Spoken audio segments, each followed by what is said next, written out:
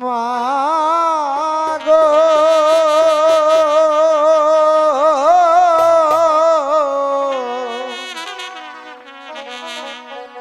কোথায় আছো মোদের ছেড়ে গো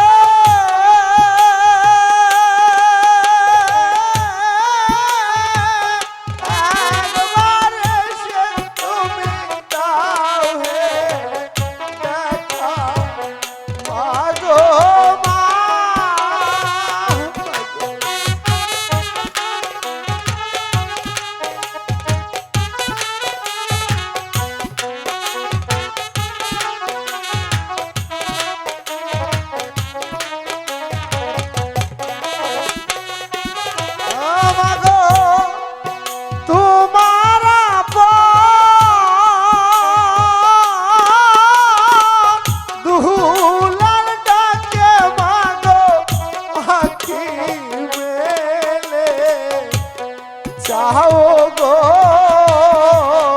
মোদের ছেড়ে গো মাগো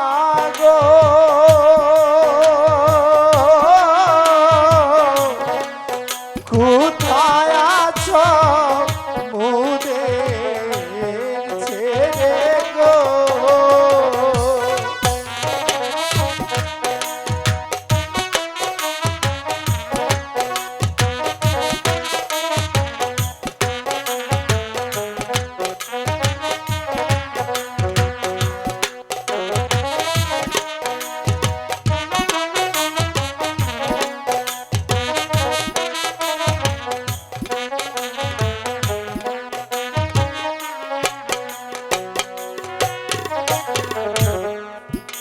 নিষ্ঠুর পিতা নির্দয় হয়ে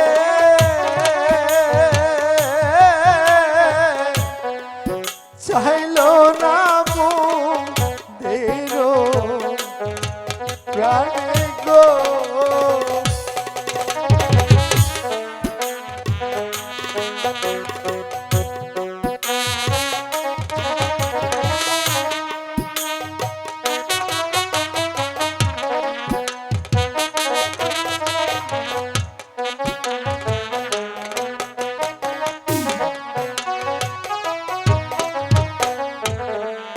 নিষ্ঠুর মাতা নির্দয় হয়ে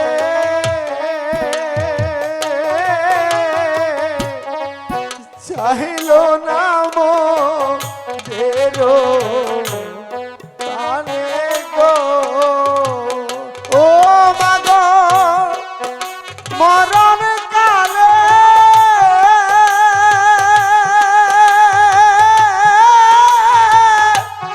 একবার এসে দেখা দাও রে মাগো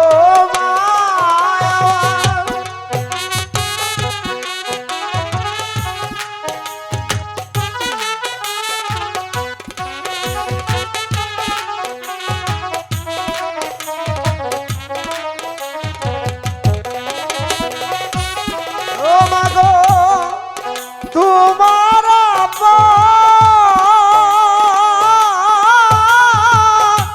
দুলাল ডাকে দেখবার সারা দাও এসে মোদের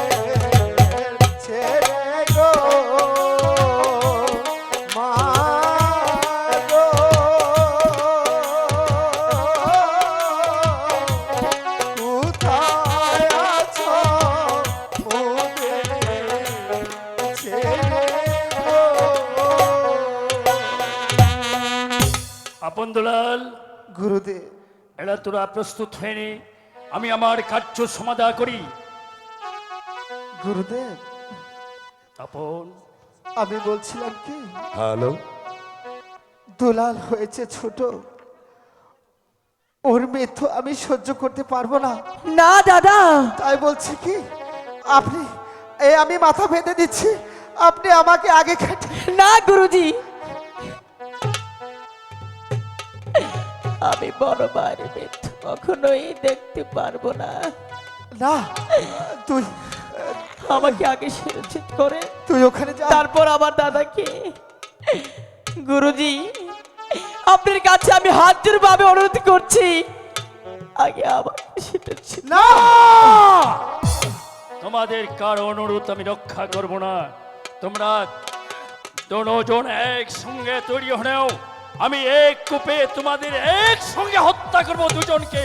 ঠিক আছে গুরুদেব, আমরা কেউ ওর মৃত্যু দেখতে পারবো না, তা আমি বুঝতে তাই পেরেছি। আমরা একসঙ্গে মাথা বেঁধে দিচ্ছি। আপনি এক কূপে আমাদের মাথা কেটে নিয়ে ওই রাক্ষসীকে আপনি ঠিক তাজা আছে, রক্ত নিয়ে। ঠিক আছে, তোরা তৈরি হয়ে নে। হ্যালো।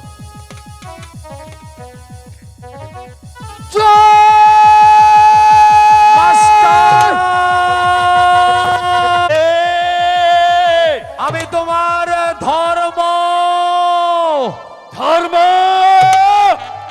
না, না, না, না, না, না, না। আমি মানি না ধর্ম। ধর্ম যদি এই পৃথিবীতে থাকতো তাহলে পুত্র হয়ে মায়ের মন্দিরে প্রবেশ করতে পারতো না। আর ধর্ম যদি থাকতো এই পৃথিবীতে পিতা হয়ে পুত্রকে হত্যা দিতে পারতো না। আমি মানি না।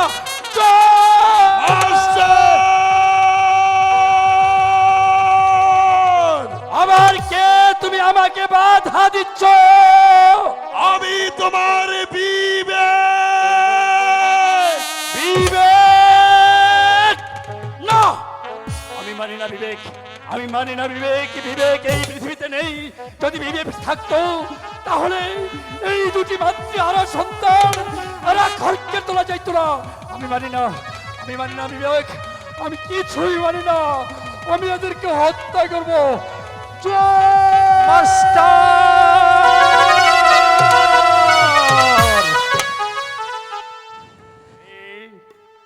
কে তুমি আমার পথ রুদ্ধ হয়ে দাঁড়িয়েছ? বলো, জবাব দাও। আমাকে তুমি হত্যা করতে দাওনি কেন? বলো, কে তুমি? বলো, বলো।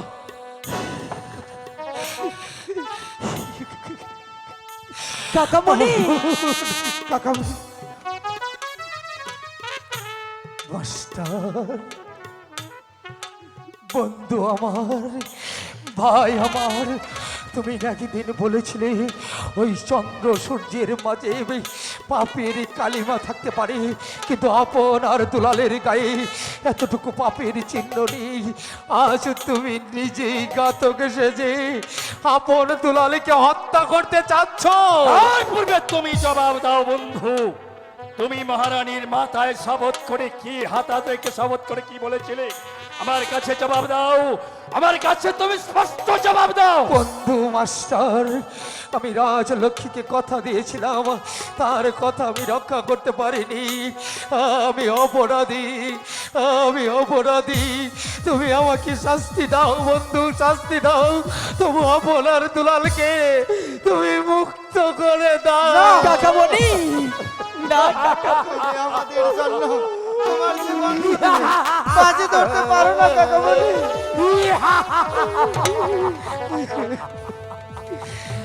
সেনাপতির কাছে তুমি ভেবেছ তোমার গায়ে রক্ত আছে, আমার গায়ে কি রক্ত নেই? আমি কি পারবো না এই স্নেহের আপন দুলালের জন্য আমার গায়ে রক্ত দিতে? তুমি জানো না বন্ধু, আমি ছলনা করে এদেরকে এনেছি, আমি এদেরকে এনেছি এদেরকে ক্ষমা করে দিতে। হ্যাঁ, আমি সত্যি যদি বলছো ভাই, সত্যি বলছো? তাহলে তাহলে আর বিলম্ব না করে আপন দুলালকে মুক্ত করে দাও। তুমি আমি দুজনেই যে রানী রাজলক্ষ্মীর নুন রুটি খেয়ে মানুষ হয়েছি। ঠিক আছে ভাই, তাই করো। দেরি করা যাবে না। হয়তো রাজার লোক আনাচে কানাচে ঘুরে বেড়াচ্ছে, আমরা অতি সন্তর্পণে আপনার দুলালকে দেশ থেকে তাড়িয়ে দেই, তারপর যা কিছু করতে হয় আমি করব। প্রয়োজন হলে ওই বনের কুকুর কেটে আমি ওই রাক্ষসীকে উপহার দেবো। আপন বাপি দুলাল, কাকামণি, মানিক আমার, তোর আর এখানে এক মুহূর্ত বিলম্ব করিসনি। ওই তো গাছের সাথে আমি দুটি গুড়া বেঁধে রেখেছি। ওই দুটি গুড়ার পৃষ্ঠে শোয়ার হয়ে তোদের চোখ যেদিকে যায় সেদিকে চলে যা। এই রাজ্য থেকে চলে যা মানিক, চলে যা। তোমাকে ছেড়ে আমরা কিছুতেই যেতে পারবো না। ওরে আপন, ওরে দুলাল, আমরা তোমাকে ছেড়ে কোথায় যাবো? মানিক রে, তোরা যদি বেঁচে না থাকিস তাহলে তোদের এই কাকামণিও বাজবে না। তাই তো বলছি তোদেরকে বাঁচতে হবে মানিক, প্রতিশোধ নিতে হবে। একদিন ওই ধর্মপুরের রাজ সিংহাসন তোদেরকে পূর্ণ উদ্ধার করতে হবে। তাই বলছি আর বিলম্ব না করে চলে যা বাবা, চলে যা, চলে যা। চলে যা বাবা, চলে যা। এমন করে চলে যাবো কাকামণি। ওগো গুরুদেব, যদি তোমরা কোনোদিন- আমাদেরকে এত ভালোবাসো, যদি কোনোদিন বেঁচে থাকিস তাহলে হয়তো তোদের চন্দ্র মুখ দেখতে পাবো। তাই আর এক মুহূর্ত দেরি না করে এই প্রাসাদ ছেড়ে চলে যা। যেমন করে হোক যেখানে যেখানে তোদের দু চোখ যায় সেদিকে চলে যায় বাবা, তোমরা সেদিকে চলে যা।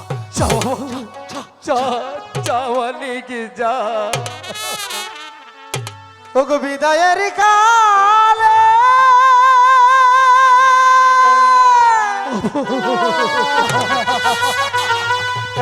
রেখে যাই কাকা।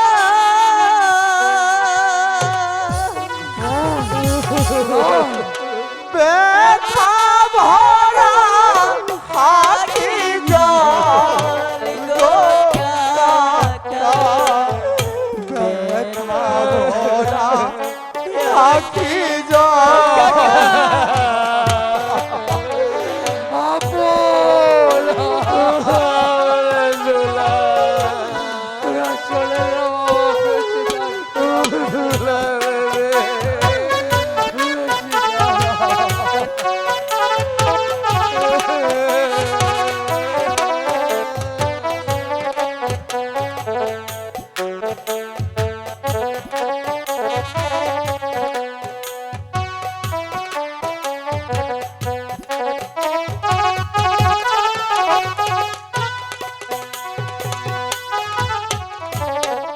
আমরা চলেছি অচেনা পথে গো, জানি না মোদের ভাগ্যে কি আছে।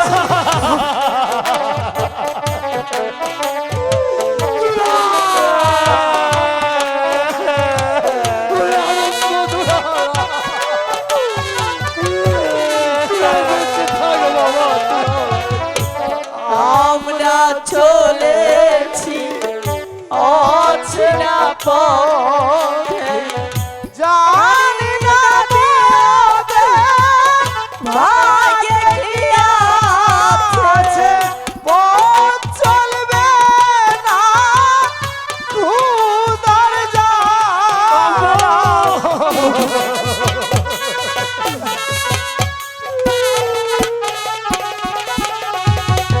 পথ চলবে না খুদার জান।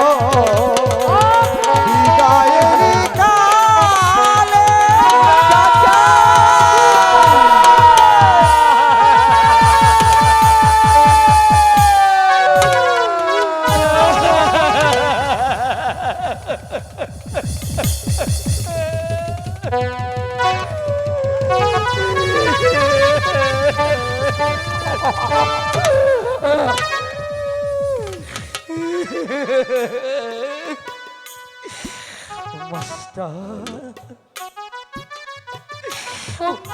মাস্টার, ছোট্ট দুটি পাখি আমি তিল তিল করে ধীরে ধীরে পুষে বড় করেছিলাম। আজ কি হলো জানো?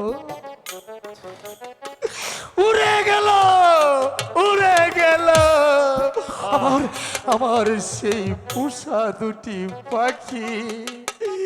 এ বুক থেকে, এ হৃদয় থেকে উড়ে গেল মাস্টার, উড়ে গেল। আর আর তুমি বুঝি মনে করেছ আমি কিছু করিনি? ভালো করে মনে করে দেখো মীর কাসেম, মনে পড়ে তোমার সেই ঝড়ের রাত্রের কথা? ছন ছন করে বাতাস বইছিল, কন কন করে বান ডাকছিল। সেই ঝড়ের মধ্যে আমি আমি ভিজে, আমি এই দিন ঔষধের জন্য, জোয়ার হাতে ঔষধের জন্য গিয়েছি। মাস্টার, সত্যি যদি আমার আপন দুলাল নিরপরাধী হয়ে থাকে, তাহলে আমার খোদা, তোমার ভগবান আপনার দুলালকে একদিনে বুকে ফিরিয়ে দেবে। ফিরিয়ে দিতেই হবে, ফিরিয়ে দিতেই হবে পাগবরিয়ার দিগারকে। নিশ্চয়ই ফিরিয়ে দিবে। আমরা কোনো পাপ করিনি। ভগবানের কাছে কায়মনা বাক্যে আশীর্বাদ করছি, হে দয়াময় প্রভু, তুমি আমাদের আপন দুলালকে এই বাংলা বুকে আবার ফিরিয়ে দিও। বন্ধু বন্ধু, আর দেরি করতে হবে না, হয়তো রাজার কত অনেক গুপ্তচর, ওরা দেখে ফেলবে। তুমি যাও ভাই, আমি যেখান থেকে পারি, যেমন করে পারি, শত চেষ্টা করে ঘরের শিগাল কুকুরকে কেটে আমি রক্ত নিয়ে সেই রাক্ষসীকে দেবো। সেই ঠিক বলেছ, ঠিক বলেছ মাস্টার, ঠিক বলেছ। বন থেকে শিকাল কুকুর কেটে এবে তার রক্তই দিতে হবে এই রাক্ষসীনিকে। কেন না? জানোয়াররা কখনো মানুষের রক্ত পাবে না, বা ওরা জানোয়ার, মানুষ রূপী দুপাই জানোয়ার। তাই তো বলছি জং বাহাদুর আর ওই রাক্ষসী রানী চন্দ্রা দেবীকে তুমি রক্ত দেবে মাস্টার। ওই বন থেকে শিকাল কুকুর কেটে রক্ত দেবে। আর আজ থেকে আমি চাকরি ছেড়ে দিয়ে আপন দুলালের পেছনে পেছনে থাকবো, আপন দুলালের ছায়া হয়ে থাকবো। আপন দুলাল যদি বেঁচে থাকে, তাহলে আপন দুলালকে আমার এই ধর্মপুর রাজপ্রাসাদে নিয়ে আসবো।